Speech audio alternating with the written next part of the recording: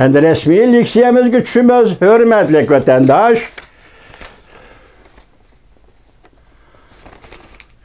Bugun Chesag'i 2023-yil 7-oyning 3-kuni haftaga dushanba vatandoshim. Andiki mavzu mundaq. Amerika, Jungo qizg'in talash tortish ishida tunji qatam suhbatlashdi. Yangi chekatkidak sakrab Amerikani tanqid qildi. Mavzuli xabar, ya'ni video film 2021-yil 3-oyning 19-kuni YouTube'da e'lon qilindi. Bu video filmni Tayvan TVBS xabarlari televiziyasi kanali ishladi. Video film mundaq boshlandi vatandoshim. Mana ekranga chiqqan xatni bir besib, bir o'chirib, bir besib, bir o'chirib tarjima qildim. Buni da o'tgan kerak degandek kelaki cümle o'zaro bog'lanmay qolsa, meni kechiringlar vatandosh. Ekranda Amerika Jungo yuqori darajaliklar suhbati bir-birini ayıplash bilan parda ochildi. Riyosatchi, ya'ni video film riyosatchisi. Ya musha xabarning riyosatchisi. Amerika Qo'shma Shtatlari suhbat vakili davlat ishlar kotibi Antony Blinken Jungo Amerika o'rtasidagi eng sazg'ir masalalarni o'tirib qo'yib, Xinjiang, Uyg'uriston, Tayvan, Hong Kong bu Jungoning ichki ishi emas deb ko'rsatdi. Uyg'ur tiliga moslashtirsak, Jungo Amerika o'rtasidagi davlat ishlar kotibi Antony Blinken Jungo Amerika o'rtasidagi eng sazg'ir masalalarni o'tirib qo'yib, avval so'zlash bilan masalalarni o'tirib qo'yib, Xinjiang masalasi, yani Uyg'uriston masalasi, Tayvan masalasi, Hong Kong masalasi bu Jungoning ichki ishi emas deb ko'rsatdi. Xudo, sharingni. Amerika Qo'shma Shtatlari davlat ishlar kotibi Antony Blinken davlat bexatarligi maslahatchisi Jack Sullivan Jungoning tashqi ishlar ishxonasining mudiri Yang Jiechi va Jungoning tashqi ishlar ministri Wang Yi suhbatda qarama-qarshi o'rin tutdi. Bu so'z video film riyosatchisining so'zidir. Amerika suhbat vakili davlat ishlar kotibi Antony Blinken mundaq ko'rsatdi. Biz cho'nqur ko'ngil bo'ladigan va diqqat qiladigan Jungo tarafning haddiy harakatlari to'g'risida muhokama olib boramiz. Jumladan Uyg'uriston masalasi, Hong Kong masalasi, Tayvan masalasi va internetda hujum qilish masalasi qatorliq masalalarda muhokama olib boramiz. Jumladan bizning do'stlarimizga va savdo zo'ravonligi ishlatishdak ishlar to'g'risida muhokama olib boramiz. Jungoning har bir haddiy harakati yer shari muqimligini saqlashga tahdid olib keldi. Prinsipni asos qilgan xalqaro tartib bo'yicha Jungo suhbat vakillarining ayvisini tushirdi. Davlat ishlar kotibi Antony Blinken. Amerika Qo'shma Shtatlari suhbat vakili davlat ishlar kotibi Antony Blinken mundaq ko'rsatdi. Tayvan masalasi, Hong Kong masalasi, Uyg'uriston ya'ni Xinjiang masalasi Jungoning ichki ishi emas. Yangicha Amerikaning demokratiyasini ko'zga ilmadi. Amerikaning demokratiyasiga amerikaliklar baho berib qolmasdan, balki dunyo xalqi baho berish kerak. Amerikaning demokratiyasi zada qandaq demokratiya. Amerikalar desalar hisob emas. Mana biz bugun Amerikalar Yangicha efendi, biron mustamlik Uyg'uriston deydigan bir davlat bor, shu yerdan keldik. U yana mustamlik qilib turgan Xitoy hukumatı. Demokratiya to'g'risida Amerikaning so'z degan bo'lsangiz, marhamat. Mana men so'zlayapman to'rbetini echib o'ting-chu. 35 milyon Uygur'a torbitini eşivitin şu. Ondan demokratiya doğrusunda, ondan Amerika'nın demokratik siyasi tüzümünü bahalaş doğrusunda fikir kılış, hukuku iyi bulalaysı Yangjechi efendi. Seliştirip bakana. Muşu bir meselede, mesela ben sizge teklifini koydum, muşu mesele boyunca siz zaten layakatlik mi? Amerika'nın demokratiyası doğrusu toxtuluşqa. Siz zaten salayetlik mi? Amerika'nın demokratik siyasi tüzümünü bahalaşqa. Yangjechi efendi. Eçibitine, torbitine. Hazır torbetçiler şundak davatıdı, YouTuber'lar davatıdı, az günde içilidi deydi. Başa hazırlı eçibitine Yangjechi efendi. Devlet bir xatarligi məsləhətsiz cak salıven söhbət jarayonini mındaq görsətdi. Biz toqunuşmaymiz, lekin keskin rəqabətlişimiz. Biz prinsiplərimizdə əbədi qoğdaymiz. Bizden xalqımız və bizden dostlarımız köpçükət axırda heç çıxmay qaldı keçinanlar. Bu qatımqı söhbət til ibara vuruşu deb təsvirləndi. Bir tərəf yana bir tərəfə minamiyut etiş deb təsvirləndi. Söhbət bir saat davamlaşdı. Bu aralıqda Yangjechi 15 minut sözlüdü. Amerika kuch bilan mərtəbə urun bilan gap qılıvatıdı. Yuqori turib jungoga gap qılıvatıdı. Acaba bu sizlarning maqsadinglar emasmi? Men bir cümlə gap qilay. Sizlarning jungoning oldida bundaq gap qilish salohiyatinglar yo'q.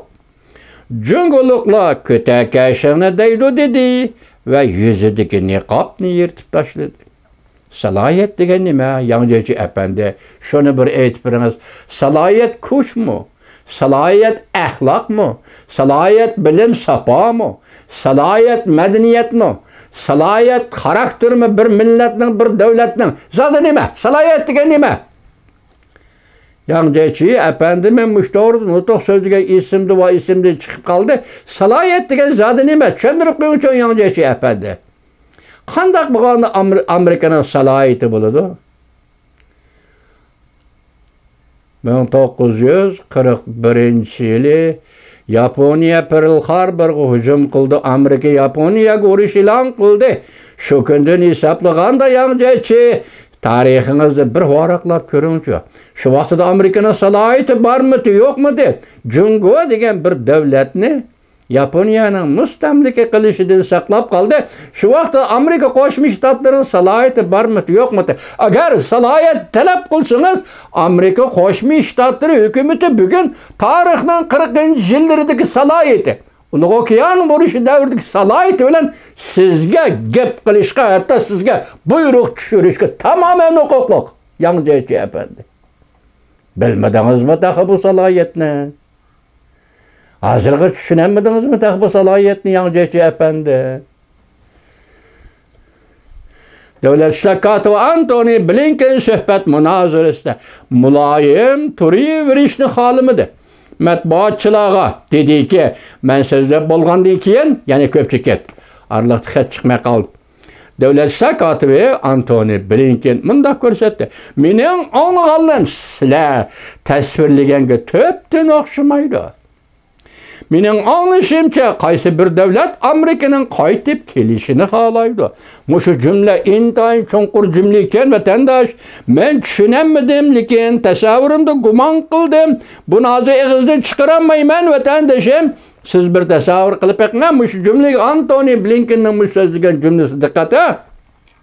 Mening anlaganim sizlar tasvirlaganga topdan o'xshamaydi. Junguliklar davatgan tasvirlayotgan gaplar topdan o'xshamaydi. Mening anglashimcha qaysi bir davlat Amerikadan qaytib kelishni xohlaydi.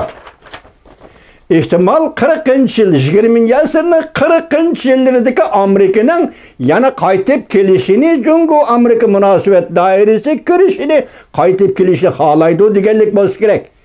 Men bir aytib o'tay buni vatandoshim. Tushundingizmi? Endi mana qarang, ma jumlaga yana bizning Amerikaning do'stlar, ittifoqdoshlar bilan yana bir qatim aloqa munosabatda bo'lishni xohlaydi. 40-cı yıllarda Amerika Cungo'nun dostuydu. Cungo Amerika'nın dostuydu. Birleşip Japonya'ya karşı Uluğ Okyan vuruşuga qatnaşqan edi. Belki şu dostlarını, şu ittifaqdaşlarını qaytib kelishini bugün Cungo Kompartiyasi xalaydı. Qaysi bir devlet depti, bunun ismini çıkarmaptı.